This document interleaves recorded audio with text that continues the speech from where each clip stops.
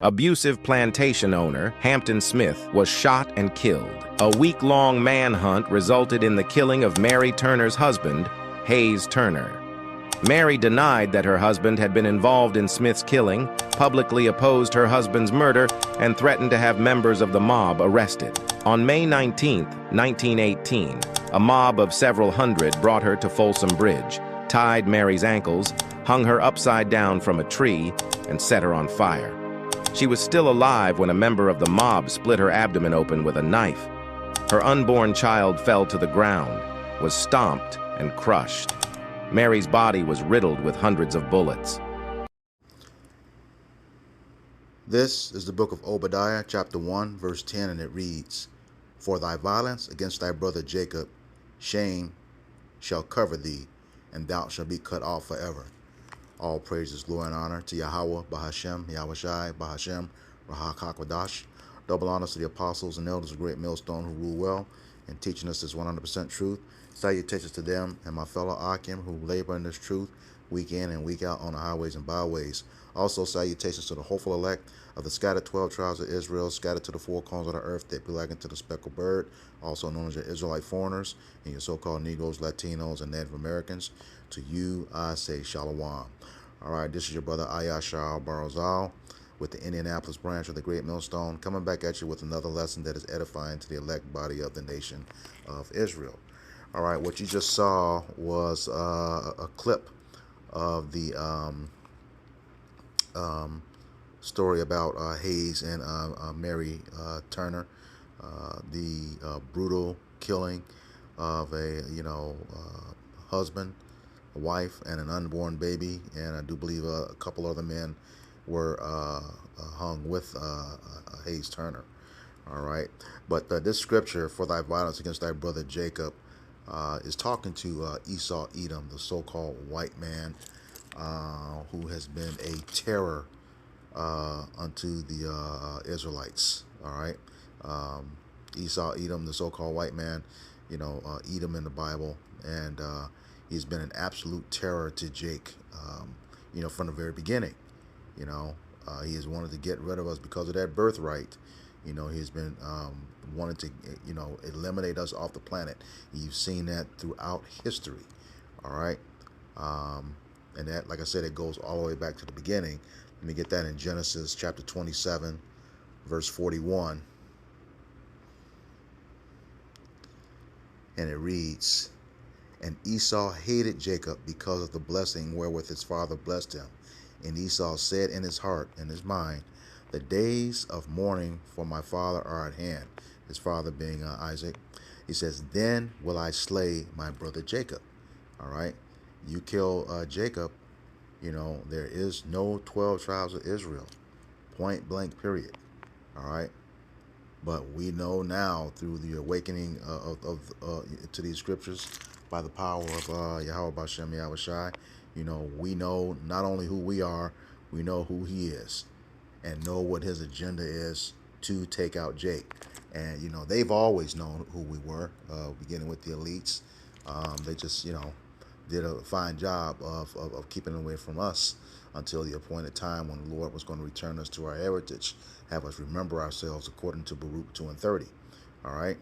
And that's where we are right now, and exposing everything about him. All right.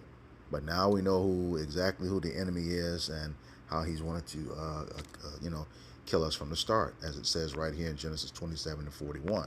However, it's not going to work. As the Lord says, he's not going to cast away his people. All right.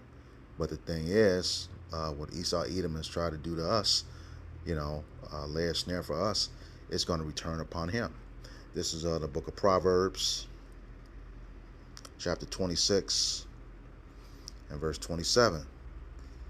And it reads, "Whoso diggeth a pit shall fall therein, and he that rolleth a stone, it will return upon him." So yeah, this dude was, both trying to bury us and crush us at the same time. But it's not going to happen because it's not in Yahweh Bashem Yahushai's will. All right. So let me just go ahead and get a few facts on what we do know about the Hayes and Mary Turner situation that happened back in 1918, and she was going to, he was falsely accused of something. Well, he was accused of something, but we know how they did it back then. In a lot of cases, it could have been another so-called white man that committed the crime, and it was easy to blame Jake, and take him out. That's what they did back then, and kind of what they do right now, just a little bit more sophisticated. All right, it says, what happened to Mary Turner's baby? Turner was still alive when the mob took a large butcher knife to her abdomen, cutting the unborn baby from her body. And, like it's said in the clip, she was already on fire. They set her on fire, all right? It says, when the baby fell from Mary Turner, a member of the mob crushed the baby's head with his foot. The mob then riddled Mrs. Turner's body with hundreds of bullets, killing her, all right? So another question now. How old was Mary Turner when she was lynched? She was 33 years old, okay? And at the time, 8 months pregnant. So that baby was ready to be delivered. She was burned, mutilated, and shot to death by a local mob after publicly denouncing her husband's lynching the previous day. And that's the thing, they, got to her because she didn't like what they did to her husband, which, was only natural. All right. And it says, what happened after the lynching of Mary Turner? Turner's death promoted the NAACP, which is run by Amalek, as we know today, officials to ask Missouri Congressman Leonidas Dyer to craft the 1922 Dyer anti-lynching bill. The bill passed the House of Representatives, but did not become the law of the land until December of 2018 because of opposition from Southern Democratic senators. You hear that? And what did Lyndon B. Johnson say? He'll have you niggers voting for him, voting Democrat for the next 200 years. Yeah, he was right. Some damn fools, for doing that. You're not supposed to be voting. All right, you're not supposed to be voting. All right, and let's see.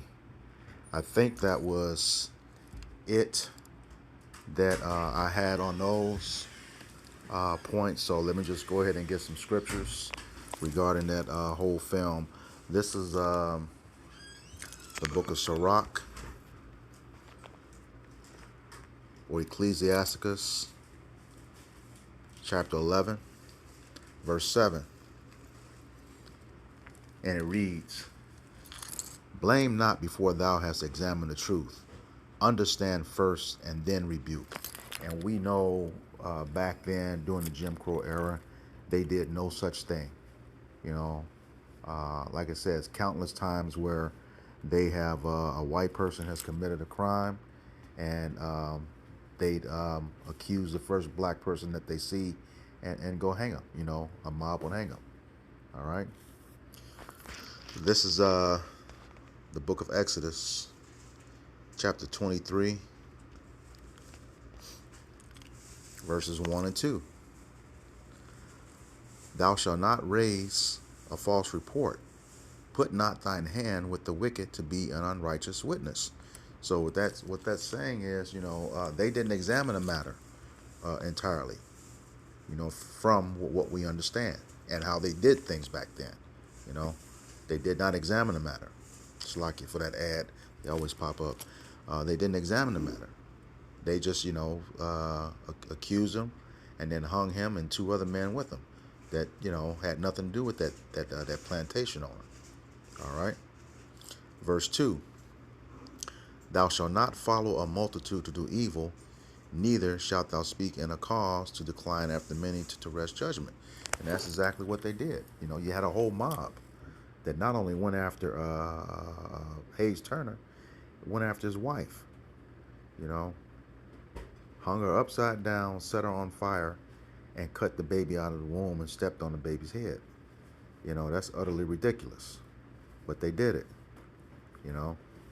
and just ready to blame, ready to blame, ready to blame, because it was Jake, because the power was in their hands to do so. All right, that's why they did it. This is the Wisdom of Solomon in the Apocrypha, chapter 2, verse 10, and it reads, "Let us oppress the poor righteous man. Let us not spare the widow, nor reverence the ancient gray hairs of the age." And that's what they did. They had the power to do that to Hayes Turner and those two men. And then, like it says, let us not spare the widow. They didn't, because she was upset of what they did to her husband. She denounced what they did and was going to, see to it that they got arrested. They put a stop to that. All right, how did they do it? Verse 11, "Let our strength be the law of justice, for that which is feeble is found to be nothing worth." And here again, that's the way Esau Edom works, unless he's just this, expert, skilled individual, 9.9 times out of 10, Esau is not going to step to Jake, unless he outnumbers them or has them outgunned. That's just the way he operates. And that's what happened in this case. The mobs, it was mobs of them that took out Hayes Turner, and then the next day took out his wife because she denounced him. And of course, no one was arrested because when they took her out, there was no witnesses. And they were not going to snitch on each other. All right. This is the book of Psalms, chapter 73, and verse 5. And it reads, "They are not in trouble as other men, neither are they plagued like other men." And that's the thing, because the earth is given into the hands of the wicked, according to Job 9:24. Okay, they make the laws. Okay, they make the laws, and throughout history, we see that the same laws, the law that they make, doesn't apply to them the way it applies to Jake. Okay, they seem to, well, they don't seem, they get away with everything, never charged with anything. You see it right now going over in the state of Israel, and the stuff that they do. All right. He says, verse 6, "Therefore pride compasseth them about as a chain, violence covereth them as a garment." They're proud, in their violence, because they know they're not going to be held accountable for it. Okay? They even, they know they're not going to be, the law's not going to judge them as it judges anyone else, especially Jake. Okay? So they say, and so they truly believe that nothing's going to happen. This is the book of Psalms, chapter 10, verse 13.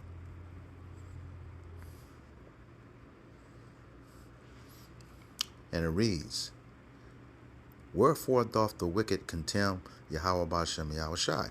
All right, and the wicked is Esau Edom, the so-called white man, according to Malachi 1 and 4. Okay, "Wherefore doth the wicked contemn Yahweh Bashem Yahushai?" And that word contemns mean they despise him. All right. It says, "He has said in his heart, thou were not require it, Salakia." Okay, meaning that they're not going to be held accountable for all of their wickedness. But that's not true. All right. Even though that judgment doesn't happen right away, you will be held accountable for what you've done to Jake throughout these years. You will be held accountable. Like it says, he will not at all acquit the wicked. All right.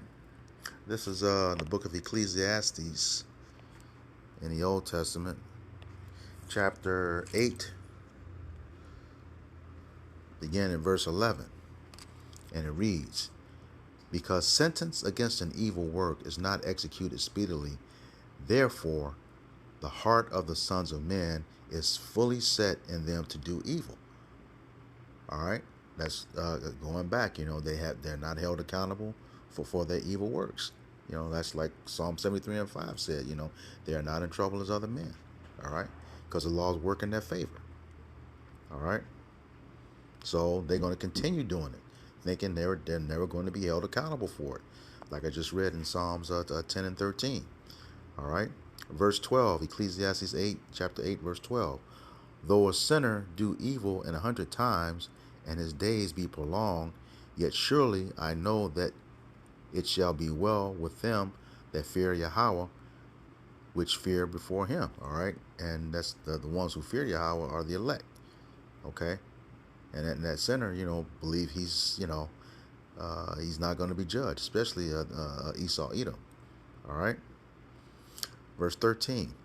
But it shall not be well with the wicked, neither shall he prolong his days, which are as a shadow, because he feareth not before God.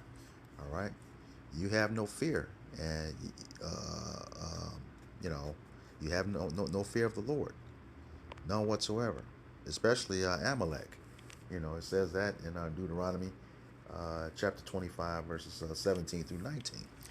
The Amalek, the chief of the nation of Edom, the so-called Jewish, they have no fear of the Most High. So, and when I say the chief, he's first of the nations, or the head nation, And like the saying goes, where the head goes, the body follows. So we know that the rest of Edom does not fear Yahweh B'Shem Yahushai. And it's true. Look at them when they inaugurate these presidents. They put their hands on a Bible, knowing that it means absolutely nothing to them. And they know that. But that's how they use the witchcraft to fool the people, to believing that America is a so-called Christian country, which according to the scriptures, the Israelites were first called Christians in Antioch, according to Acts 11 and 26. All right. So they don't fear Yahweh, and like I said, their days are going to be as a shadow. It's going to disappear. All right. So Manifest Destiny definitely has a part two, and this is how Esau Edom, they shed a lot of Jake's blood in that Jim Crow era after slavery. All right. They really feared Jake, feared there's going to be an uprising. Okay. Jake just wanted to be left alone. You don't want to pay him you didn't want to pay him reparations. I did a video on that a few days ago. You didn't want to pay that, but when they build their own communities, you come and destroy that, like the Rosewood and Black Wall Street. All right. And we just saw, those last survivors. The Supreme Court upheld the denial of reparations for those survivors of the Black Wall Street. So, if that doesn't tell you that this, that they hate Jake, even though that stuff has been proven, I don't know what to tell you. But what you have to, those survivors and their descendants have to realize after that decision is that, our Lord, turning back to the Lord is the only way out of this. All right, repent, call on the true name. All right, but like I said, it shall not be well with the wicked, who is Esau Edom, the so-called white man, according to Malachi 1 and 4. All right, and just to prove that it's not going to be well with them, this is the book of Joel, chapter 3, beginning in verse 19, and it reads, Egypt shall be a desolation, and Edom shall be a desolate wilderness, for the violence against the children of Judah, okay, the so-called Negroes of America, because they have shed innocent blood in their land. And that, is just a number of one of many things that, the lynchings and hangings, I got a couple of books, Without Sanctuary, that chronicles a lot of those lynchings, after the Civil War, as well as another book called 100 Years of Lynching. Okay, just ridiculous, And then they didn't want to pass any laws on it. All right. Verse 20, because they have shed innocent blood in their land. And like I said, there's a lot of Jake's blood, so-called Negroes, Latinos, and Native Americans, even the speckled bird, a lot of our bloodshed on this land since we've been over here. All right, Book of Joel, chapter 3, verse 20, and it reads, "But Judah shall dwell forever, and Jerusalem from generation to generation." Okay, this is talking about the period, after salvation, when we have those new body and we're in the kingdom. Okay, all right, but what happens after that? Esau, Edom goes into slavery, according to Revelations 13:9 and 10. Let me just get that right quick and then come back. This is Book of Revelations,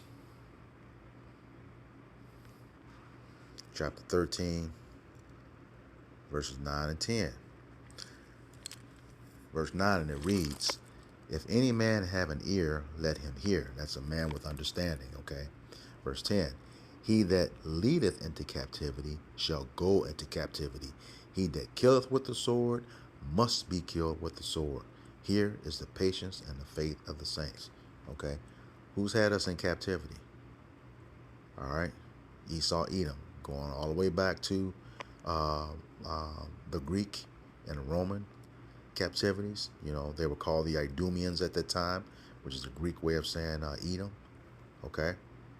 And then we took them out of power, which was called the Dark Ages, when they came back into power during the Renaissance period to this very date. We have been in their captivity. All right, but we also can't forget, as the Lord told us, don't forget what Amalek, the chief nation of Esau, Edom, did to us when we were leaving Egypt, and the rest of the nation of Edom. When we're trying to when we're going through the wilderness.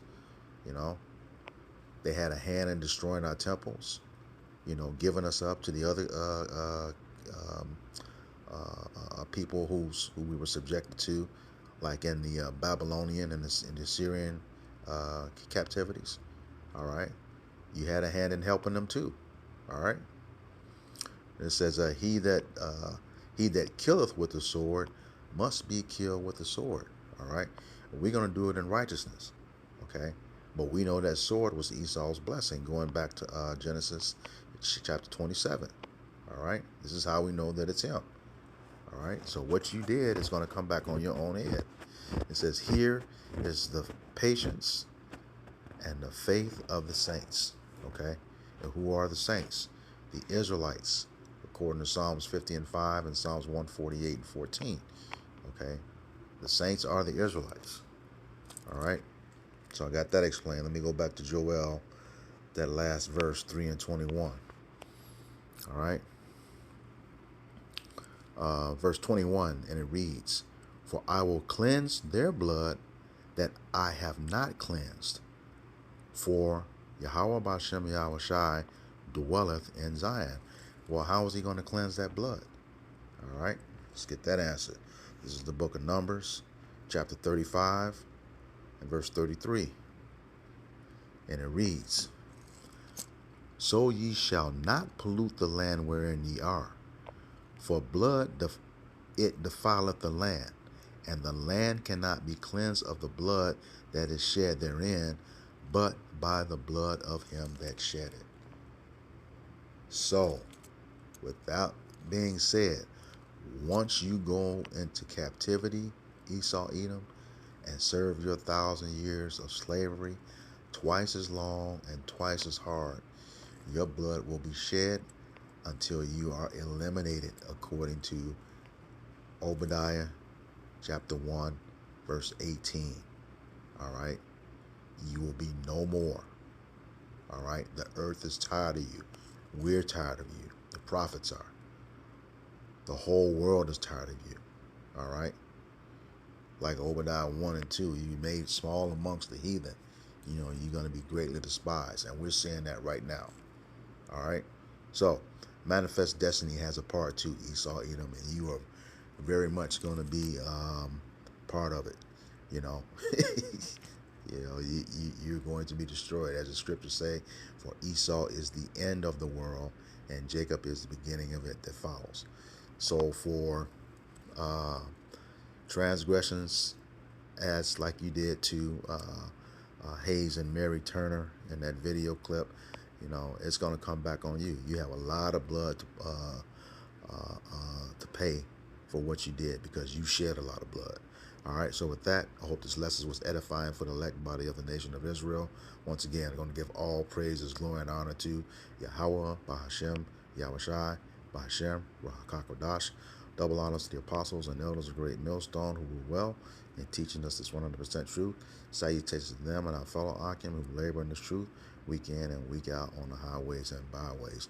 Also, salutations to the hopeful elect of the scattered 12 tribes of Israel, scattered to the four corners of earth, that be like unto the speckled bird, also known as your Israelite foreigners. To you, I say Shalom, Kwam Yasharala, and once again, I hope you, the elect of the nation of Israel, have definitely enjoyed yet another installment of our camps for thy violence against thy brother Jacob series.